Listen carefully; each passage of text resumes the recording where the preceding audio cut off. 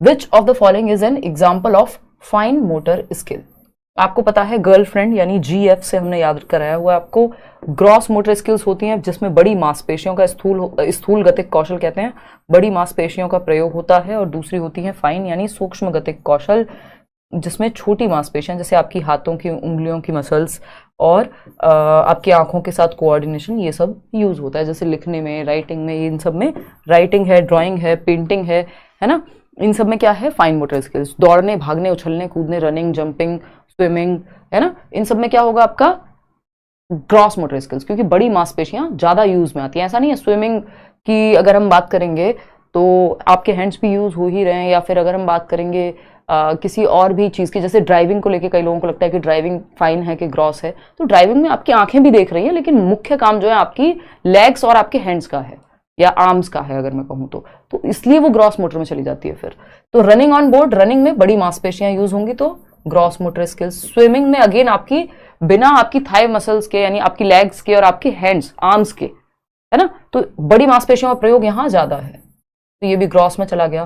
Putting beads इन अ thread, ये कई बार अलग अलग तरीके से पूछा जा चुका पेपर में, 86% लोग सही जवाब इसीलिए दे पा रहे हैं। धागे में मोती पिरोना, वो होता है ना जब आपने देखा होगा अपने आसपास जो आपके घर के बड़े होते हैं, तो अगर कोई सिलाई कढ़ाई बुनाई करता है, स्पेशली सिलाई करने में, तो आपकी दादी, आपकी नानी आपको कह सकती हैं, इवन मम्मियां भी आपकी कहेंगी कि यार इस सुई में ना धागा पिरोना है, मान लो। आजकल तो पता नहीं नई नई तरह की मशीन आ गई हैं, कितने लोग ये करते होंगे, बट जब हम छोटे थे तब होता था ये कि तुम्हारी बच्चों की नई आंखें हैं तो एक काम करो, मतलब ज्यादा अच्छी तुम्हारी आईसाइट है, यानी तुम्हारा फाइन मोटर स्किल्स बेटर है अभी, तो क्या कर सकते हैं, एक एज के बाद, 3 साल के बच्चे को नहीं कहेंगे ऑफकोर्स ये बात, तो आप वो सुई में धागा पिरोना भी क्या है, एक तरह से फाइन मोटर स्किल है। उसी तरह से आप एक धागे में मोती पिरो रहे हैं तो वो भी फाइन मोटर स्किल्स है। सिलाई कढ़ाई बुनाई, आंखों में आईलाइनर काजल, ये सब भी लगाना क्या है, फाइन मोटर स्किल्स है ना। किकिंग अ फुटबॉल, फुटबॉल किक करने में आपकी लेग्स की मसल्स यूज हो रही हैं तो वो ग्रॉस मोटर स्किल्स है। तो बाकी के तीनों ग्रॉस मोटर हैं,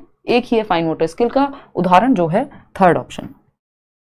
चलिए आगे बढ़ते हैं क्वेश्चन नंबर 2 पर। ये क्वेश्चन फिक्स्ड हैं, बहुत बार आते हैं और लगभग हर जगह पे आते हैं, तो इनको हम इग्नोर नहीं कर सकते।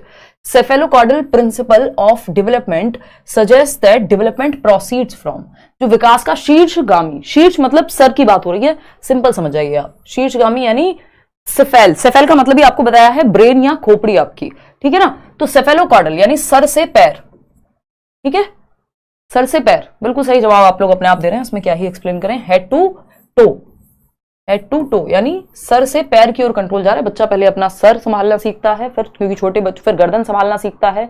छोटे बच्चे की गर्दन पे भी आप हाथ लगा के उसको उठाते हैं जब गोदी में भी लेते हैं, क्यों, क्योंकि अभी सर से पैर की तरफ कंट्रोल जा रहा है ना। फिर वो ये वाला पार्ट, फिर वो खड़े होना सीखेगा, फिर चलना सीखेगा, बैठना सीखेगा उससे भी पहले। तो सर से पांव की ओर जो है दिशा रहती है, ये विकास की दिशा है ना। किसकी दिशा है, डायरेक्शन ऑफ डेवलपमेंट, जिसमें 2 दिशाएं आती हैं।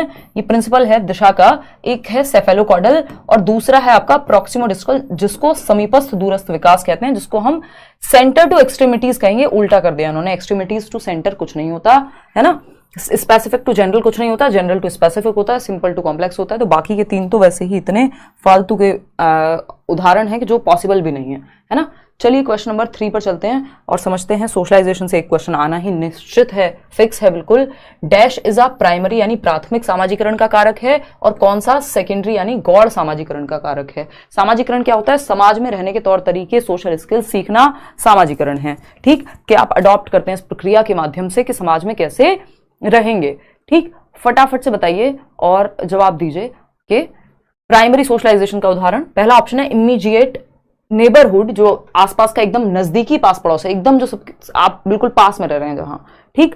मास मीडिया, मास मीडिया क्या है, आपका टेलीविजन हो सकता है, आपका न्यूज़पेपर हो सकता है, आज की डेट में आपका कोई और यूट्यूब चैनल पे अगर आप न्यूज़ देख रहे हैं, या फिर इवन फोन भी आपका कोई ऐप यूज कर रहे हैं, इवन अगर हम अभी बात कर रहे हैं तो ये सब कुछ आपका मास मीडिया में आ जाएगा। प्रिंट मीडिया, प्रिंट मीडिया में स्पेशली न्यूज़पेपर हो गया, रिलीजियस ऑर्गेनाइजेशंस हो गई। अब देखो प्रिंट मीडिया भी सेकेंडरी है और रिलीजियस ऑर्गेनाइजेशन में क्या आ जाएगा, मंदिर, मस्जिद, गुरुद्वारा, व्हाटएवर, तो वो भी सेकेंडरी हो गए। दोनों सेकेंडरी हो गए, दोनों सेकेंडरी नहीं, हमें एक प्राइमरी चाहिए पहले और फिर सेकेंडरी चाहिए, ठीक। स्कूल कभी भी प्राइमरी नहीं हो सकता, तो पहले हमको प्राइमरी ढूंढना था, ये उल्टा कर दिया, फैमिली सेकेंडरी होती है। फैमिली सेकेंडरी कैसे हो जाएगी भाई, तो पहला ऑप्शन आपको फैमिली होता, अगर ये ऐसे होता कि फैमिली पहले होती स्कूल बाद में होता तो यही सही हो जाता, लेकिन यहां नहीं हो सकता।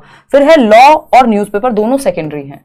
द्वितीयक कारक हैं, प्रमुख कहना गलत होगा, यहाँ पे प्राथमिक कहें अगर हम, यानी पहला सबसे प्राइमरी एजेंट जो है सोशलाइजेशन का, जहां सबसे पहले आप समाज की दुनिया के बारे में बेसिकली जानना शुरू करते हैं कि कोई घर आए तो नमस्ते करते हैं, ये आसपास का माहौल आपका यानी परिवार होता है। लेकिन परिवार अगर ऑप्शन में ना हो, और मैंने आपको बताया हुआ है नेबरहुड की अपने आप में कोई अस्तित्व नहीं है, नेबरहुड प्राइमरी में भी चला जाता है और नेबरहुड आपका सेकेंडरी में भी चला जाता है, डिपेंड करेगा ऑप्शन पे। अगर फैमिली के साथ नेबरहुड आ जाए तो वो कई बार प्राइमरी में चला जाता है। तो इमीडिएट नेबरहुड, अगर हम गांव की बात करें तो वहां तो पूरे गांव को आपको आसपास के सारे घरों की सारी स्टोरीज पता होती हैं, है ना, और सबको सबके बारे में पता होता है। सब आप अगर आपके पड़ोसी हैं तो आप उनको भी दादाजी बोल रहे हैं, अपने दादाजी को भी दादाजी बोल रहे हैं, तो एक तरह की फैमिली ही हो जाती है। तो उस केस में जो इमीडिएट नेबरहुड है वो क्या हो गया, प्राइमरी हो गया, ठीक। और क्योंकि फैमिली का ऑप्शन ही नहीं है डायरेक्ट, और मास मीडिया तो आपका जाएगा ही सेकेंडरी में, तो फर्स्ट ऑप्शन ही यहां सही बनता है।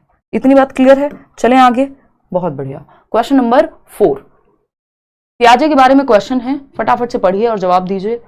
क्या कहते हैं भाई, जीन पियाजे के संज्ञानात्मक विकास के सिद्धांत के अनुसार, यानी according to Jean Piaget's cognitive development theory, at which stage children's thinking becomes scientific, बच्चे का चिंतन वैज्ञानिक चिंतन बन जाता है, वो कौन सा स्तर है? आपको पता है पियाजे की 4 स्टेजेस हैं, ये बिल्कुल एग्जैक्टली ऐसी लिखी हुई हैं, SPCF, ठीक है। ये एक छोटा सा शॉर्टकट है जो आपको याद कराया हुआ है। ये क्या है, जन्म से 2 वर्ष सेंसरी मोटर, 2 से 7 प्री ऑपरेशनल, 7 से 11 कॉन्क्रीट ऑपरेशनल मूर्त संक्रियात्मक, एंड 11 एंड अबव हो जाएगा औपचारिक या फिर फॉर्मल ऑपरेशनल। हमेशा आता है क्वेश्चन। अब इसमें आप लोग कंफ्यूज हो रहे हैं। देखिए साइंटिफिक थिंकिंग, लॉजिक पहली बार आया है कॉन्क्रीट में, लेकिन ये लॉजिक पूरी तरह से साइंटिफिक नहीं है, क्योंकि ये अमूर्त तरीके से नहीं सोच सकता बच्चा। यहां कॉन्क्रीट ऑपरेशनल में ना तो उसमें एब्स्ट्रैक्ट थिंकिंग आई, अमूर्त चीजों के बारे में सोचना, ना ही उसके अंदर अभी डिडक्टिव लॉजिक आया है, यानी वो सिर्फ इंडक्टिव लॉजिक उसके अंदर आया है, इंडक्टिव रीजनिंग के, वो उदाहरण से नियम की ओर जा पाएगा, लेकिन नियम से उदाहरण की ओर वो डिडक्टिव लॉजिक या रीजनिंग फॉर्मल ऑपरेशनल में आएगी। तो साइंटिफिक थिंकिंग के लिए डिडक्टिव रीजनिंग भी आनी चाहिए, आपको कोई थियरम है, क्या हुआ था, कौन सी थियरी कैसे प्रूव हुई थी, है ना। और क्या है आपका, अगर मैं बात करूं दूसरी चीज की, तो वो है एब्स्ट्रैक्ट थिंकिंग, अमूर्त चिंतन, जो चीज सामने नहीं है उसके बारे में भी सोच पाना, है ना। तो वो क्या होता है, फिजिक्स में लोग अज्यूम करेंगे चीजें बहुत सारी, है ना। एक बेसिकली थिंकिंग आपकी एक नेक्स्ट लेवल पे चली जाएगी, जरूरी नहीं है कॉन्क्रीट ही रहेगी। कॉन्क्रीट में क्या होता है, जो चीजें सामने हैं, जैसे ये पेन सामने है, इसके बारे में समझ जाएंगे बच्चे अगर आप दिखा दोगे फटाफट से। लेकिन कोई एक थियरी है, कोई एक ऐसा कॉन्सेप्ट है जो साइंटिफिकली, जिसमें थिंकिंग जो है आपकी, जो सामने चीजें नहीं है उसके बियॉन्ड आपको इमेजिन करके भी सोचना पड़ सकता है, ठीक। तो वो औपचारिक संक्रियात्मक है। इस बार एक क्वेश्चन आया था फॉर्मल ऑपरेशनल को लेके, और ये आपकी टीनेज के आते आते और टीनेज से अडल्टहुड के बीच में जो है डेवलप होती है साइंटिफिक थिंकिंग जो है।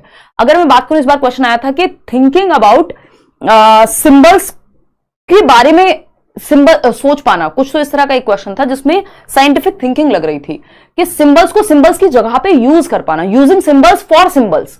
तो सिंबॉलिक थिंकिंग तो आ गया था यहां प्री ऑपरेशनल में, लेकिन सिंबल्स पे भी और आप सोच पा रहे हैं आगे। इसका मतलब एब्स्ट्रैक्ट थिंकिंग, अमूर्त चिंतन, जो सामने है उसके परे जाके सोच पा रहे हैं। तो थिंकिंग या फिर सिंबल्स थिंकिंग, अब कुछ तो था इस तरह का, मतलब हाँ, using symbols in the place of symbols of something, इस तरह का था कि सिंबल्स की जगह पे सिंबल्स यूज करना। मैं एग्जैक्ट वो टेक्निकल लैंग्वेज नहीं याद कर पा रही हूं, तो वो भी फॉर्मल ऑपरेशनली था। अमूर्त चिंतन आ जाए तब भी बात यही है। आपका एक और चीज आती है, हाइपोथेटिकल डिडक्टिव रीजनिंग आ जाए तब भी आपका लास्ट स्टेज ही होगी। जीन पियाजे gave importance to dash in process of learning, पियाजे ने अधिगम की प्रक्रिया में किसे महत्व दिया है, फटाफट से बताना है। 4 एलिमेंट हैं या आपके तत्व हैं, MESE, इन्हीं 4 में से कुछ होगा। इंपॉर्टेंस, प्राइवेट स्पीच, वाइगॉस्की ने बात की है, हमसे पूछा कौन है, पियाजे, तो ये तो गलत हो गया। रिवॉर्ड पनिशमेंट की बात ना पियाजे करेंगे ना वाइगॉस्की करेंगे, क्योंकि जिस स्कूल ऑफ थॉट को ये बिलोंग करते हैं, यानी रचनावाद, वो रिवॉर्ड पनिशमेंट की बात नहीं करता। टीचर्स पर्सनैलिटी, पर्सनैलिटी से ज्यादा यहाँ पे अगर हम बात करें, टीचर की पर्सनैलिटी मैटर नहीं करेगी, टीचर का रोल इंपॉर्टेंट है ऑफकोर्स, तो ये सब सेकेंडरी हो जाएगा। इंपॉर्टेंट क्या है, बायोलॉजिकल मैचुरेशन, क्योंकि ये MESE में आपको याद होगा मैंने बताया था, पहला मैचुरेशन या जेनेटिक एपिस्टेमोलॉजी, परिपक्वता, जो हाईली रिलेटेड होती है हेरिडिटी से, यानी पियाजे आपकी बायोलॉजी को, आपके जेनेटिक्स को बहुत ज्यादा महत्व देते हैं, आपकी हेरिडिटी को बहुत ज्यादा महत्व देते हैं। वहीं अगर मैं वाइगॉस्की की बात करूं तो वो हेरिडिटी, जेनेटिक्स, बायोलॉजी को उतना महत्व नहीं देते हैं, ये उनका क्रिटिसिज्म है, ठीक। तो सिंपल बात है कि भाई आप में हेरिडिटरी क्षमता है, 11 साल से इस उम्र के चेंज होते होते आप में क्षमताएं आती जा रही हैं। कैसे? क्योंकि आपके अंदर जेनेटिक्स में वो क्षमताएं हैं, डॉग की एज चेंज होगी 11 साल में, जरूरी नहीं है उसको जो साइंटिफिक थिंकिंग आ जाएगी कुत्ते के अंदर। क्यों? क्योंकि बिकॉज ऑफ जेनेटिक्स। तो वो प्याजे ऐसा नहीं एक्टिविटी पे महत्व नहीं दे रहे हैं, लेकिन जेनेटिक्स को भी उन्होंने अच्छा खासा महत्व दिया है। क्वेश्चन नंबर 6 देखना एक बार, Aryan directs most of his actions to fulfil his duties as per school's preamble. Aryan एक टीचर हैं जो अपनी ड्यूटीज जो हैं वो डायरेक्ट करते हैं स्कूल के प्रीएम्बल में, जो कॉन्स्टिट्यूशन है स्कूल का, जो नियम कायदे कानून है स्कूल के, उनको फॉलो करते हुए वो अपनी ड्यूटीज को निभाते हैं कि टाइम पे टीचर को आना चाहिए, या फिर क्लास इस टाइम से इस टाइम होगी, सिलेबस तब से तब तक खत्म होना है। वो अपने सिलेबस स्कूल के जो कॉन्स्टिट्यूशन है स्कूल का, या जो रूल रेगुलेशन है स्कूल के, संविधान के हिसाब से चलते हैं स्कूल के। वो कॉन्स्टिट्यूशन में ना प्रीएम्बल दिया हुआ है, तो वो उस स्ट्रक्चर के हिसाब से चल रहे हैं जो तय किया है स्कूल ने। Eight which level of moral reasoning, कौन से तर्क के स्तर पे होंगे आर्यन? अगर हम कोहलबर्ग की थियोरी की बात करें कि वो जो स्कूल ने नियम कायदे कानून तय किए हैं उसके हिसाब से चल रहे हैं। स्कूल के नियम कायदे कानून कहीं गलत भी हो सकते हैं, हो सकता है किसी एक बच्चे के लिए हमें कई बार नियम के विरुद्ध या फिर एज पर नीड हमें चेंज करना पड़े, बट ये कहेंगे जो नियम है मैं उसी के अनुसार चलूंगा। इसका मतलब कन्वेंशनल मॉरलिटी है, यानी क्या है?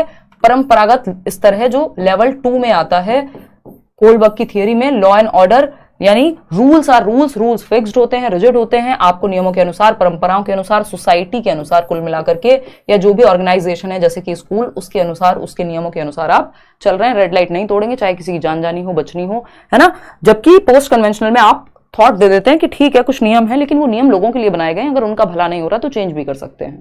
ठीक, तो सेकेंड लेवल यहां पे हो जाएगा, सेकेंड लेवल। और फोर्थ स्टेज आपकी लॉ एंड ऑर्डर ओरिएंटेशन की। क्वेश्चन नंबर 7 देखिएगा और जवाब दीजिएगा पोल में। क्वेश्चन नंबर 7 है, which of the following is an effective way of scaffolding.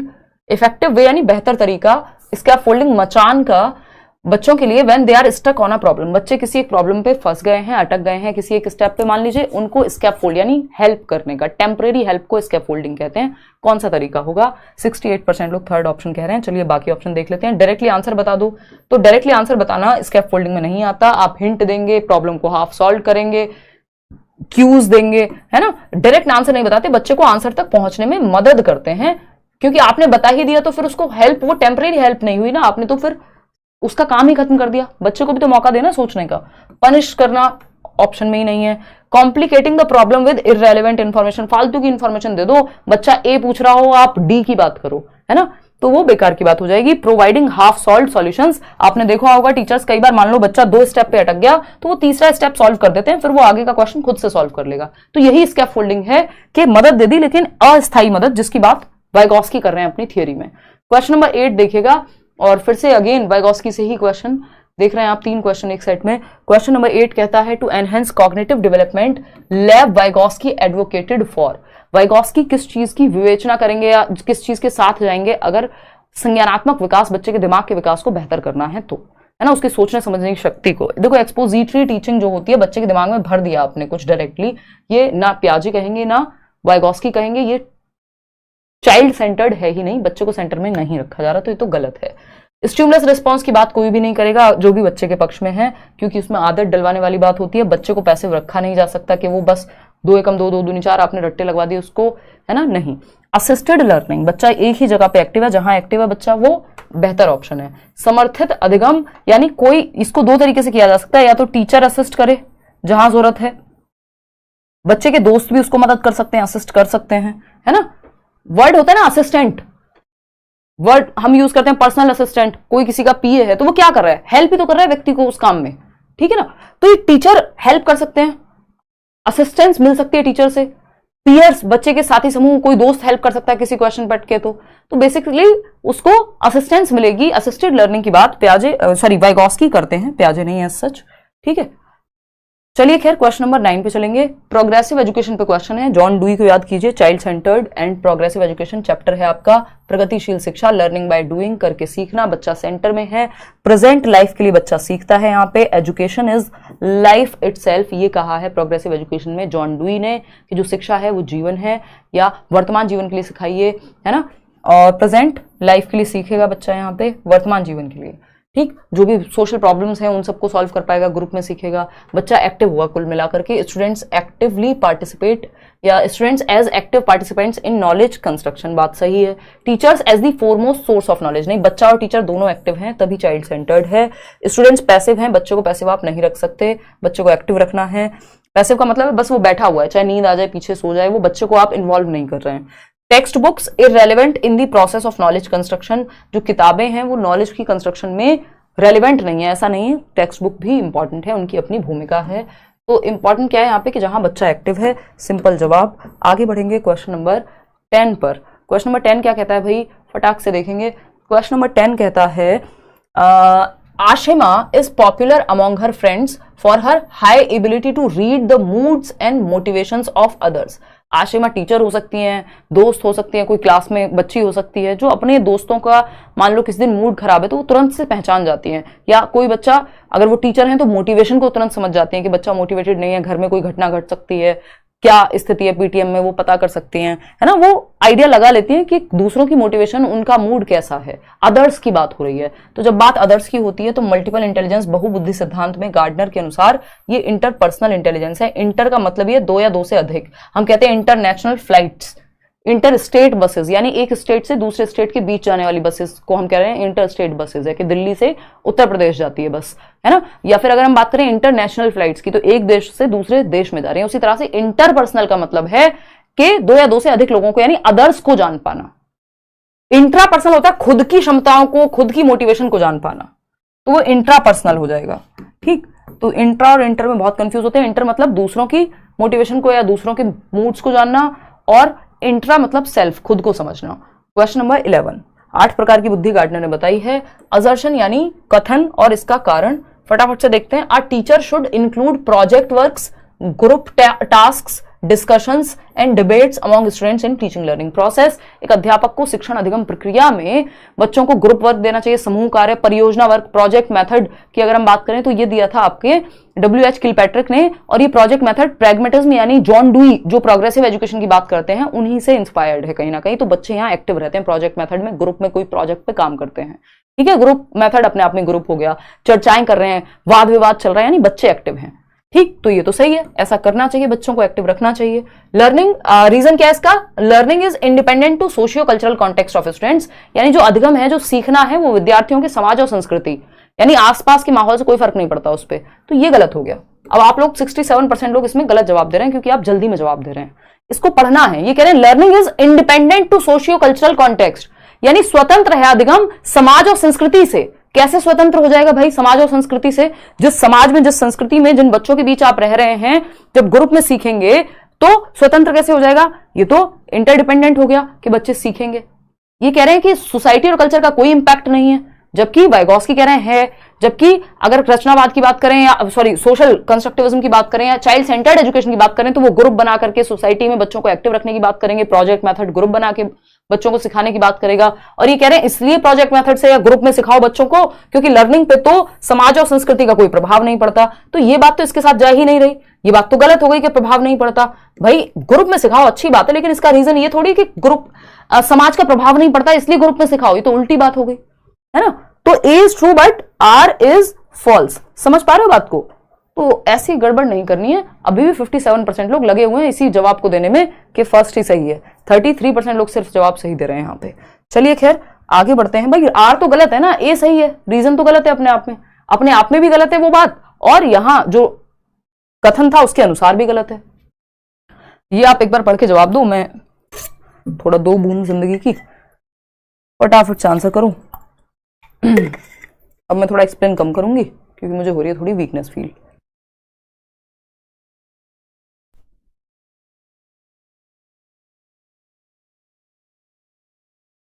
देखना एक बार। क्वेश्चन नंबर 12 है boys are good at mathematics, लड़के गणित में अच्छे होते हैं, and girls are good at music and dance, और लड़कियां जो है डांस में अच्छी होती हैं। अब कई लोगों को लग रहा होगा बड़ी सही बात है, हाँ ऐसा ही तो होता है। ये एक रूढ़िबद्धता है, ये एक स्टीरियोटाइप है, एक धारणा है जो सही नहीं है, जो साइंटिफिक नहीं है, जिसमें लॉजिक नहीं है। अगर आप देख भी रहे हैं कि लड़कियां डांस में और म्यूजिक में अच्छी हैं तो इसका मतलब उनको कहीं ना कहीं बढ़ावा दिया जा रहा है उस चीज में, जबकि लड़कों को इस चीज के लिए बढ़ावा जनरली नहीं दिया जाता। तो उसके रीजन सोशल हैं कि अगर ऐसा है तो, है ना। मैथमेटिक्स में ऐसा कुछ भी नहीं है कि कोई जेनेटिक होता है। अगर हम बात करें शकुंतला देवी की तो फिर तो हमारे पास वो एग्जाम्पल ही नहीं होता, उनके ऊपर मूवी तक बन गई कि वो मैथ्स में इतनी अच्छी थी, है ना। अगर हम कह रहे हैं कि कोई लड़की मैथ्स में अच्छी है और हम कह रहे हैं अरे लड़की होके मैथ्स में अच्छी हो, लड़की होके टॉप कर रही हो, तो ये बेवकूफी की बात है, इसको स्टीरियोटाइप कहेंगे। भाई लड़की होके मैथ्स में अच्छा करना या टॉप करना क्या बुरी बात है इसमें, है ना। दिमाग तो भगवान ने सभी को दिया हुआ है और ठीक ठाक स्तर का दिया हुआ है, कोई दिक्कत नहीं, बल्कि girls mature faster than boys, है ना। तो अगर हम देखें तो ये जेंडर स्टीरियोटाइप हो गया कि हम कह रहे हैं क्यों लड़का कोई म्यूजिक में या डांस में क्यों नहीं अच्छा कर सकता। कितने सारे लोग आपको आज के टाइम में डांसर्स मिल जाएंगे जो लड़के हैं। तो ये बेकार की बात हुई, जिसको रूढ़िबद्धता कहेंगे, कि एक स्टीरियोटाइप है, प्री कंसीव्ड नोशन है जो पहले से चला आ रहा है, जिसमें कोई लॉजिक नहीं है, समाज में वो चीज बस बन गई है एक धारणा की तरह, ठीक है ना। तो जेंडर स्टीरियोटाइप है ये, इक्वालिटी इसमें कहीं तक नहीं है, इक्विटी कहीं तक नहीं है, पैरिटी कहीं तक नहीं है। ये तीनों ही क्या करेंगे, ये पॉजिटिव वर्ड्स हैं एक तरह से, क्योंकि इक्वालिटी मतलब आप बराबरी का अधिकार दे रहे हो, इक्विटी जहां जैसी नीड है वैसे जा रहे हो, पैरिटी मतलब किसी भी जेंडर के आधार पे आप ट्रीट नहीं कर रहे हो, है ना, न्यूट्रल हो, जेंडर न्यूट्रल हो। तो स्टीरियोटाइप है ये अपने आप में। आगे बढ़ेंगे, क्वेश्चन नंबर 13, फटाफट से आप लोग जवाब देंगे। क्या क्वेश्चन है, in order to cater the diverse learning needs of students a teacher should not, यानी आपको अलग अलग तरह के बच्चों को, जो डाइवर्स नीड वाले बच्चे हैं, है ना, यानी एक बच्चा होगा जो सुन के सीखता होगा, एक बच्चा है जो करके सीखता होगा, कोई बच्चा है जो मैथ्स में अच्छा होगा, कोई बच्चा है जिसको साइंस में ज्यादा इंटरेस्ट होगा, कोई बच्चा है जिसको म्यूजिक में इंटरेस्ट होगा, कोई बच्चा है जो स्पोर्ट्स में बहुत अच्छा कर रहा होगा। जरूरी थोड़ी सारे बच्चे पढ़ाई में ही करेंगे अच्छा, ठीक है ना। तो in order to cater the diverse learning needs, अलग अलग तरह की नीड्स वाले बच्चों को केटर करने के लिए टीचर को क्या नहीं करना चाहिए, शुड नॉट लिखा हुआ है, ध्यान से पढ़िएगा। तो बिल्कुल आप लोग सही जवाब दे रहे हैं कि लेबल नहीं करना चाहिए, बच्चे पे ठप्पा नहीं लगाना चाहिए, तुम तो बेकार हो, फेलियर हो, तुम तो अच्छे हो, तुम तो टॉपर हो, और क्लासिफाई उसको कैटेगराइज नहीं कर देना चाहिए उनके सोशल कॉन्टेक्स्ट के आधार पे, इवन किसी भी आधार पे कैटेगराइज या लेबल करना गलत है, ठप्पा लगाना गलत है। कि अगर हम कहें कि क्लासिफाई कर दिया आपने बच्चों को सोशल कॉन्टेक्स्ट के आधार पे, तुम इस जाति समूह से आते हो, तुम इस कॉलोनी से आते हो, तुम इस जगह से आते हो, तुम इस गाड़ी से स्कूल आते हो, तुम इस बाइक से स्कूल आते हो, तो ये एकदम उसकी सामाजिक आर्थिक स्थिति के आधार पर कई बार आप कैटेगराइज कर रहे हैं, है ना, तो ये गलत बात है। ठीक, present the content in various ways, हाँ आप मल्टीपल तरह से पढ़ाइए। सेल्फ रेगुलेशन स्किल बच्चा खुद ही जांच पाए कहां गलती हो रही है, मास्टरी ओरिएंटेशन के वो नंबर से ज्यादा लर्निंग पे फोकस कर पाए, लेकिन यही बात गलत है और जो गलत है वही सही है, क्योंकि पूछा ही गलत था, फोर्थ ऑप्शन। आगे बढ़ेंगे, कोई पूछ रहा है कि बाकी की 3-4 क्लासेस कहां देखें इस सीरीज की, और इवन सीटेट के लिए जितनी भी क्लासेस हुई है, प्लेलिस्ट बनी हुई है सीटेट जुलाई 2024, हिमांशु सिंह डालेंगे तो वो पूरी प्लेलिस्ट आपके सामने आ जाएगी, या लेट्स लर्न पे जाकर के आप देख सकते हैं, मतलब यूट्यूब पे ही। Dash is not an effective mode of assessment, आकलन करने का सही तरीका नहीं है, नॉट लिखा हुआ है। To understand the learning gaps during the activity, कोई एक्टिविटी कर रहे हैं बच्चे, कुछ पढ़ रहे हैं, किसी चैप्टर को समझा है, और लर्निंग गैप्स यानी कमी कहां रह गई है बच्चे की, जानने का सही तरीका नहीं है, नॉट पूछा है हमसे। तो कौन सा तरीका सही नहीं है, assessment based on standardised test या फिर फॉर्मेटिव असेसमेंट, बच्चा यहां एक्टिव होगा फॉर्मेटिव असेसमेंट में, ये तो सही तरीका है। पीयर असेसमेंट में भी बच्चा एक्टिव होगा, अपने सहपाठियों के साथ एक दूसरे से क्वेश्चन पूछ रहा है, कोई एक्टिविटी कर रहा है। सेल्फ असेसमेंट, खुद को जांचने में भी, ये भी अच्छी बात है। लेकिन बाकी के 3 ऑप्शंस के हिसाब से assessment based on standardised test, जरूरी नहीं स्टैंडर्डाइज्ड टेस्ट जहां भी आए वो गलत ही होगा, है ना। बाकी स्टैंडर्डाइज्ड इंस्ट्रक्शन हाँ गलत होता है, नेगेटिव होता है, लेकिन स्टैंडर्डाइज्ड टेस्ट गलत नहीं है, एनआरटी सीआरटी इसमें आता है, लेकिन इसमें कमी है। वो कमी क्या है मैंने आपके साथ डिस्कस की हुई है बैच में भी और यहां पे भी, कि स्टैंडर्डाइज्ड टेस्ट जो मानकीकृत परीक्षण है वो बड़ी पॉपुलेशन के लिए बनाए जाते हैं, जैसे यूपीएससी का एग्जाम, जैसे सीटेट का एग्जाम, जैसे बोर्ड का एग्जाम, यानी जिसमें लाखों लोग पार्टिसिपेट कर रहे हैं। तो वो किसी इंडिविजुअल की नीड को ध्यान में रख के नहीं बनाया गया है, तो गैप का पता ही नहीं लगेगा कि आप में क्या कमी है। तो ये डायग्नोसिस के लिए नहीं है कि पता लगाया जा सके, ये तो सीधा आपको जजमेंट दे देगा कि इतना % आपने अचीव किया, पास हुए या फेल हुए। तो ये नेगेटिव है, ये इफेक्टिव मोड नहीं है कि आप बच्चों की लर्निंग गैप को जान पाए, ये तो सिंपल आपको परसेंटेज बता देगा कितना लर्निंग आउटकम रहा। ठीक, गैप जानना है तो ये सब कर लो, फॉर्मेटिव असेसमेंट कर लो, कोई आप चेकलिस्ट बनवा लो, कुछ पोर्टफोलियो बना लो, है ना, खुद से बच्चे का आकलन कर लो। क्वेश्चन नंबर 15, क्वेश्चन नंबर 15 देखना, ये कहता है which of the following question promotes critical thinking among students. भाई क्रिटिकल थिंकिंग क्या है, 21वीं शताब्दी का एक कौशल है, 21st सेंचुरी स्किल के अंदर आता है, जो आपकी नेशनल एजुकेशन पॉलिसी जिसको बढ़ावा देती है। ठीक, तो क्रिटिकल थिंकिंग का मतलब क्या है, आप हर एक पहलू देख पाए किसी चीज का, जस्ट मान ना लें किसी ने कह दिया न्यूज में कि 2000 के नोट में चिप लगी होती है तो आपने मान लिया। ये एग्जांपल मैं बहुत बार देती हूँ क्योंकि सबको समझ आ जाएगा आसानी से, है ना। आपको चाहिए उसके पीछे का लॉजिक कि भाई साइंटिफिकली ये कैसे पॉसिबल है ना, किसने कहा है, अच्छा क्या ये आरबीआई ने कहा है कि नहीं कहा, फिर ये न्यूज कहां से आ गई, ऐसी अफवाहें फैलती रहती हैं। अगर आपके अंदर क्रिटिकल थिंकिंग होगी तो आप अफवाहों पर ध्यान नहीं दे पाएंगे। क्यों? क्योंकि आप लॉजिक ढूंढेंगे, डेटा ढूंढेंगे, आप जस्ट ओपिनियन किसी ने कह दिया इसलिए नहीं मान लेंगे, आपको प्रॉपर साइंटिफिक एविडेंस चाहिए, हर एक पहलू से देखेंगे किसी चीज को, ठीक है ना। तो मल्टीप्लाई करना क्रिटिकल थिंकिंग है, नहीं ये तो जो आपको आता है वो आपने अप्लाई कर दिया, इसमें अलग अलग पहलू से तो सोचा ही नहीं, दिमाग पे जोर तो पड़ा ही नहीं, और क्रिटिकल थिंकिंग बिना दिमाग पे जोर दिए नहीं होती। When did Haryana become an independent state, तो इसमें तो आप ईयर बता देंगे, इसमें आपका कौन सा दिमाग पे जोर डला, ये तो मेमोरी बेस्ड है, रिकॉल बेस्ड है, या तो याद होगा या तो नहीं पता होगा, फैक्ट है। तो where is the origin of river Ganga, अब ये भी फैक्चुअल क्वेश्चन हो गया एक तरह से।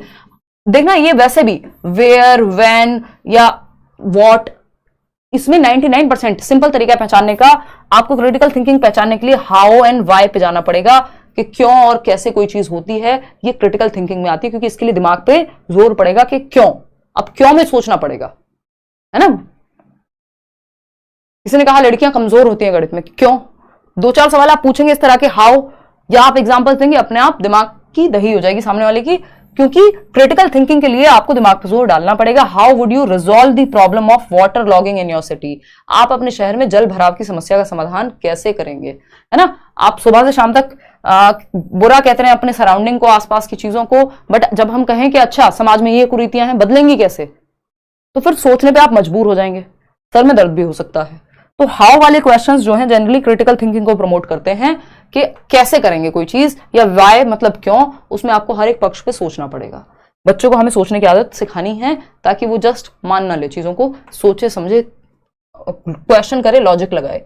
Inclusive education caters to the needs of, समावेशी शिक्षा किन विद्यार्थियों की जरूरतों को पूरी करने के लिए बनाया गया पूरा सिस्टम है। इंक्लूसिव एजुकेशन 5 नंबर का टॉपिक है, कल से बैचेस में शुरू होना है, ठीक है ना। और आप चाहें तो एनरोल कर सकते हैं। सीटेट में 5 नंबर में पूछा जाता है और बाकी सब जगह भी पूछा ही जाता है, ऐसा कोई एग्जाम नहीं है जहां इंक्लूसिव एजुकेशन ना पूछा जाए और पेडागोजी आती हो, ठीक है ना। तो अगर हम देखें यहाँ पे इंक्लूसिव एजुकेशन किस तरह के बच्चों की आवश्यकताओं को पूरा करता है, तो भाई इंक्लूसिव का मतलब ये इंक्लूड कर लिया आपने, हर तरह के बच्चे को समावेशित कर दिया।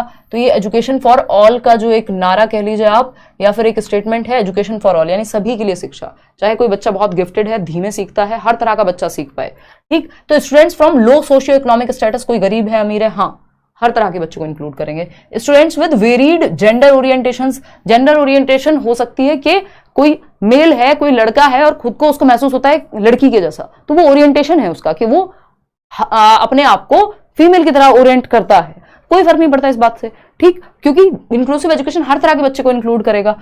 Students with specific learning disability, किसी को डिसलेक्सिया है, डिस्ग्राफिया है, डिस्कैल्कुलिया है, कोई दिक्कत नहीं है, तो ये सब क्या है, हर तरह का बच्चा आ जाएगा, चाहे वो गिफ्टेड हो, कमजोर हो पढ़ने में, या स्पेशली एबल्ड हो, नॉर्मल हो, कोई भी बच्चा हो, हर बच्चे को इंक्लूड किया जाएगा, तभी नाम है इंक्लूसिव एजुकेशन। 4th ऑप्शन यहां सही हो जाएगा, जो कि आप लोग जवाब में दे भी रहे हैं। क्वेश्चन नंबर 17 देखिएगा फटाफट से और जवाब दीजिएगा। क्वेश्चन नंबर 17 क्या हो गया पर, कोई बात नहीं, यहां गलती हो रही है, कोई बात नहीं, सीखने पे भी फोकस करना है। देखना आज कितना स्कोर करते हो, एकदम सटीक है ये सेट जो है ना। चलिए बहुत बढ़िया, अच्छे जवाब दे रहे हो वैसे आज आप। क्वेश्चन नंबर 17 है, which of the following disability poses direct challenges in the domain of social communication, यानी कौन सी एक डिसेबिलिटी है, दिव्यांगता है, जो सामाजिक संप्रेषण के क्षेत्र में प्रत्यक्ष रूप से चुनौती देती है।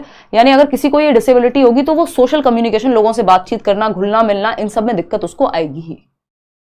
बताइए फटाफट से फिर क्या कहानी है।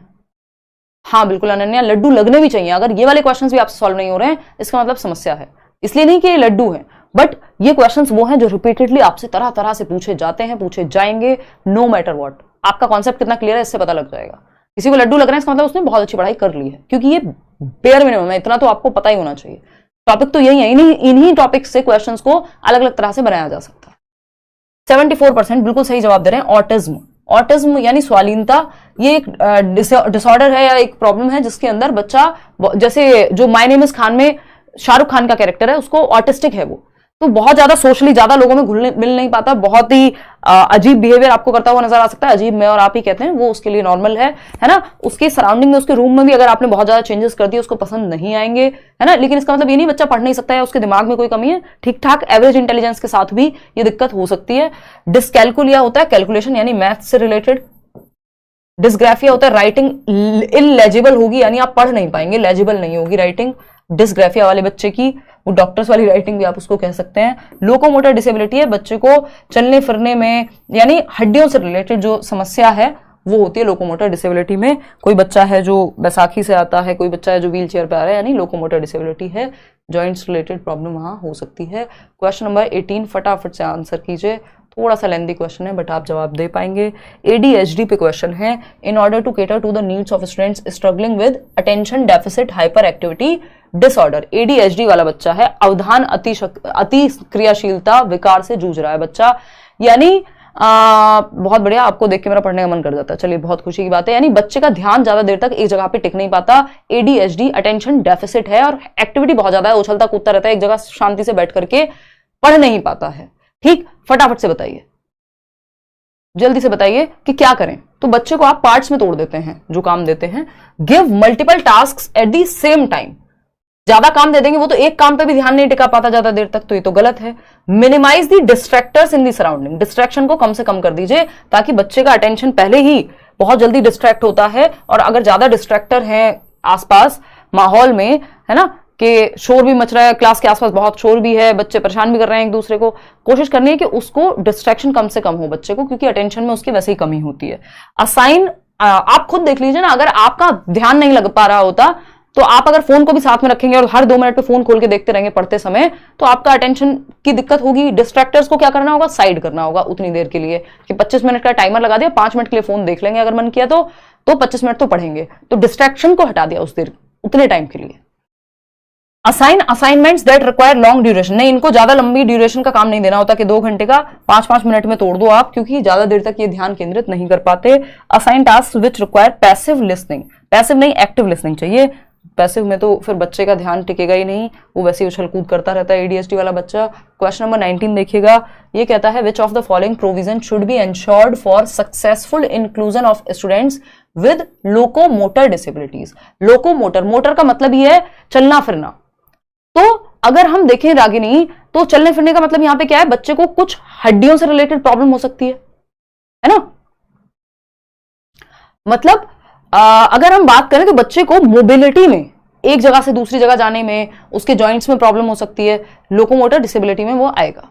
ठीक, तो लोकोमोटर डिसेबिलिटी वाले बच्चे को कैसे इंक्लूड करेंगे, ramps and lifts to make building accessible. जो बिल्डिंग है आपकी स्कूल की, उसको एक्सेसिबल बनाइए, लिफ्ट्स वगैरह लगवा दीजिए अगर हो सकता है तो, नहीं तो रैंप बनवा दीजिए एटलीस्ट। और दिल्ली के बहुत सारे स्कूल्स में रैंप्स हैं, है ना, कि सीढ़ियों की बजाय, क्योंकि एक बच्चा है जो बैसाखी से स्कूल आता है, जो व्हील चेयर से स्कूल आता है, या जिसको पैर में दिक्कत है बाय डिफॉल्ट, तो वो सीढ़ियों से चढ़ना उसके लिए प्रॉब्लमेटिक हो सकता है। या तो ग्राउंड फ्लोर पे क्लास लगवाइए या फिर रैंप बनवा दीजिए, ताकि नॉर्मल जो बच्चा है जो चलने फिरने में जिसको दिक्कत नहीं है वो भी जा सके, और ये वाला बच्चा जिसकी व्हील चेयर है मान लीजिए, तो उसकी व्हील चेयर भी जा सके। तो इसमें इंप्रूवमेंट की जरूरत है, क्योंकि हम सिस्टम में चेंज करते हैं ना कि बच्चे में, इंफ्रास्ट्रक्चर में चेंज होगा स्कूल के, ना कि बच्चे को तो चेंज नहीं कर सकते अगर कोई दिक्कत है तो। फ्रिक्वेंट चेंज कर दीजिए सिटिंग अरेंजमेंट, नहीं उससे उसको दिक्कत होगी।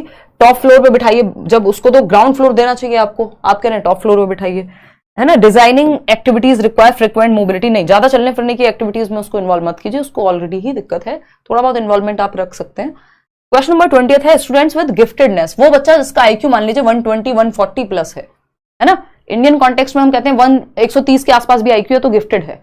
ठीक, तो गिफ्टेड मतलब, और ये हुआ आईक्यू का आधार। इसके अलावा गिफ्टेड बच्चे वो हैं जो कमिटमेंट रहती है, जब तक तोड़ेंगे नहीं तब तक छोड़ेंगे नहीं, हाई कमिटमेंट, हाई एबिलिटी, क्षमता इनमें ज्यादा होती है बाकियों से, और क्या होगा, क्रिएटिविटी की भी क्षमता ज्यादा होती है। 3 प्रकार के गिफ्टेड बच्चे होते हैं, एक है आपका जो इंटेलेक्चुअली ब्राइट है जिसका आईक्यू ज्यादा है, एक है आपका जो टैलेंटेड है किसी एक क्षेत्र में, हो सकता है तबला बहुत अच्छा बजाता हो, एक हो सकता है आपका क्रिएटिव बच्चा जो पेंटिंग बहुत अच्छी करता हो। भाई सचिन तेंदुलकर को भी तो हम गिफ्टेड ही कहेंगे ना, तो वो टैलेंटेड है, कोई विशेष टैलेंट है उनमें। MF हुसैन बहुत अच्छी पेंटिंग करते हैं, क्रिएटिव है। जो एकेडमिक्स में अच्छा है, जिसको हम इंटेलेक्चुअली ब्राइट कह रहे हैं, है ना, तो हम उसको भी गिफ्टेड ही कहते हैं। तो कैसे करेंगे? Take long time in learning new concept, नहीं ये जल्दी सीख जाते हैं, ज्यादा समय नहीं लेते। Find it difficult to retain learning, नहीं इनकी मेमोरी भी अच्छी होती है, याद रख पाते हैं चीजें। Can not search for relationships between सब कॉन्सेप्ट्स, नहीं चीजों को रिलेट कर लेते हैं एक कॉन्सेप्ट को दूसरे कॉन्सेप्ट से। एक ही ऑप्शन सही है। Have higher order problem solving skills, इनको कहते हैं higher order thinking skills, HOTS कहते हैं हम, कि इनकी थिंकिंग एबिलिटी ज्यादा बेहतर होती है, जल्दी समझ लेते हैं चीजों को, जो आसान मतलब सिर्फ जो सामने दिख रहा है उसी को नहीं, हायर लेवल की हायर ऑर्डर थिंकिंग भी इनकी हो पाती है। एक होता है आपके क्वेश्चंस भी दो प्रकार के होते हैं, हायर ऑर्डर थिंकिंग स्किल्स वाले क्वेश्चंस इनको देने चाहिए गिफ्टेड बच्चों को, नहीं तो ये बोर हो जाएंगे क्योंकि इन्हें ईजी लगेंगे लोअर ऑर्डर थिंकिंग स्किल्स वाले क्वेश्चंस, क्योंकि वो आसान होते हैं, उसमें दिमाग का कम इस्तेमाल होगा, हायर ऑर्डर प्रॉब्लम सॉल्विंग में ज्यादा होता है।